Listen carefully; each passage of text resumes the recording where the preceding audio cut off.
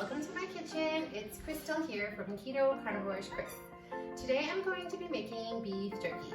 I love beef jerky. I eat it a ton and it's super easy to make. I usually use my oven and that's what we're going to be doing today. So let's get started. Okay guys, I'm going to get my beef jerky marinated. This is the inside round roast that I got the butcher to slice up. It was a roast, it's on sale. I got them to slice it thinly. I have a meat, I've got 2 packages here, so I have just over 4 pounds of sliced roast that I'm gonna make into beef jerky. I have a meat slicer, but it's just easier to get them to slice it and they don't mind doing it for me and it's no extra charge. So in my little bowl here, I've got the spices I'm going to use. I'll link them in the description below, but it's a lot to taste. There's salt and pepper and cumin and garlic and onion and smoked paprika and some monk fruit. But I'll link that all below. So I'm gonna add, I'm gonna just give these spices a little mix. And to it, I'm gonna add a couple tablespoons of coconut aminos.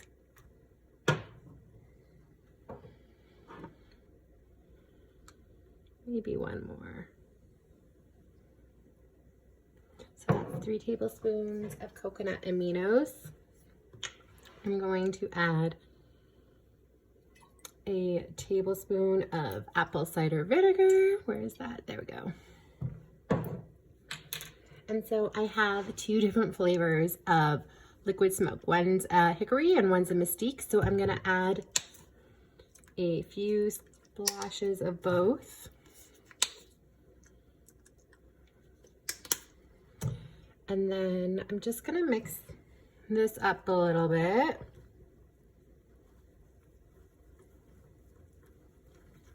It's really quite thick. The reason I have so many spices in here too is because this is for over 4 pounds of meat. I wanted to make sure I had enough marinade. So I don't think if you're gonna do this yourself, you'd have this much. So you might wanna cut the spices in half. But again, I'll link that below. So I've got soda water here. I'm going to add it to my mixture and the carbonation helps break up and work all the spices together and it gives me an extra little bit of liquid for my marinade because like I said, this is quite thick.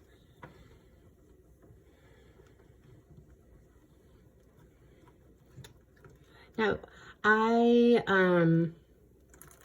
normally season it like this because the whole family eats it, but you totally could season it with just salt and pepper if you'd like. You could leave out the monk fruit. But we like it this way, so it works good. Okay, so I'm gonna set that aside and I'm going to add my meats. So this is actually the sticker on the roast and I think they've just wrapped it up after they sliced it. And it's sliced nice and thin. And again, because I didn't have to do it, I didn't have to worry about freezing it or anything. So I'm gonna get that all, the first package anyways, added to the bowl. And then I'll add the marinade. Now this is the most beef jerky I've ever done, I think.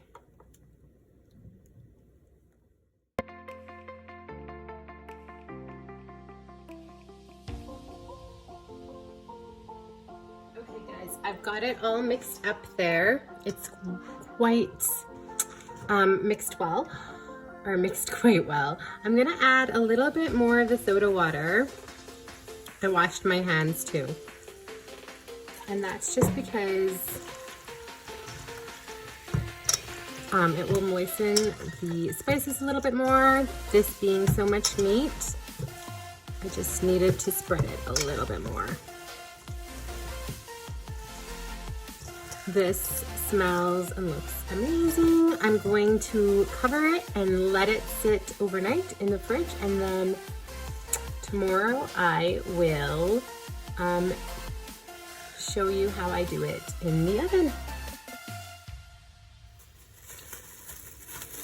Okay guys, my jerky has been marinating overnight.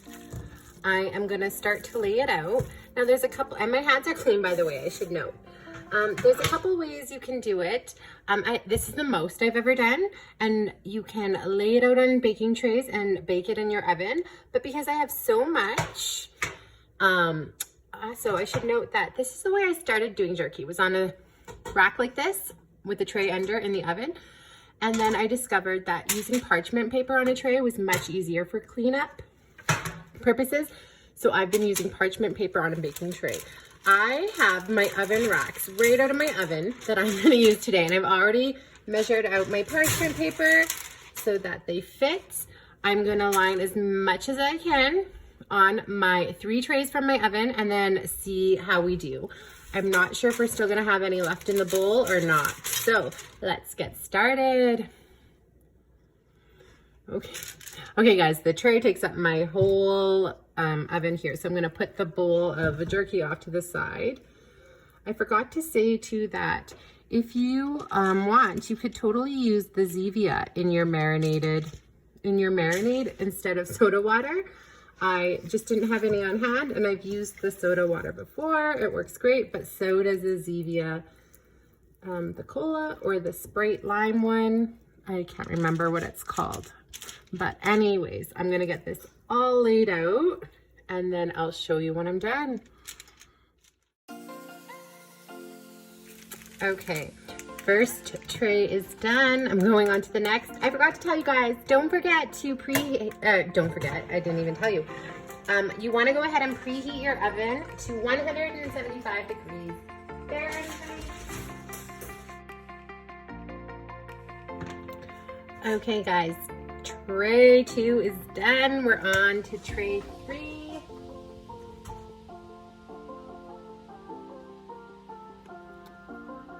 Okay guys, this is tray 3 and it's done. So now we got a fair amount in the bowl still, but I'm going through and just trying to find the pieces that are little and scraggly, and I'm gonna kind of add them in the holes that are on the 3 different trays that I've got going right now. I'm just gonna fill in those holes. Okay, so I've kind of crowded the trays completely, as I told you guys not to crowd your trays, but I don't want to have to do this again. So I'm overcrowding my tray a little bit. That's because I've done it so much, and I move them around as they start to dry out, and then I'll separate them a little bit more. But now I'm going to put them in my oven at 175 degrees Fahrenheit, and I'll show you once it's in the oven and how I prop my door open. Okay guys, I've got my trays in the oven. This is a little broken off pencil, and this is what I hold my oven door open with. And please don't pay attention to the well-loved used stove, but you can see all the trays are in the oven now, or the racks. And on my oven door here, I just kind of close it. And I don't know if you can see that. My oven is just propped open, just the littlest actually. The littlest amount. And that's so the moisture can escape while it is dehydrating. And so I have it at 175, probably gonna be about 3 to 4 hours. So I will keep you posted. Okay guys, I jumped the gun. I turned the heat up for a bit to 250 for about 10 minutes just to cook it a little bit. And then I will start 175 with the pencil. So I do about 250 with the door closed for about 10 minutes, and then 175 with the pencil in the door. Okay guys, it's about an hour and a half. So I am going to, you can see some of these are getting darker, but I'm gonna go one by one and flip each tray over. You can see how much this has shrunk up. And the one on the bottom, I might bring up closer because you can see how much more ready the bottom is. But I'm going to flip it all and do some shuffling. Okay. Okay, guys, so I have them all moved around and flipped over. They're going in for another hour and a half. I'll keep you posted.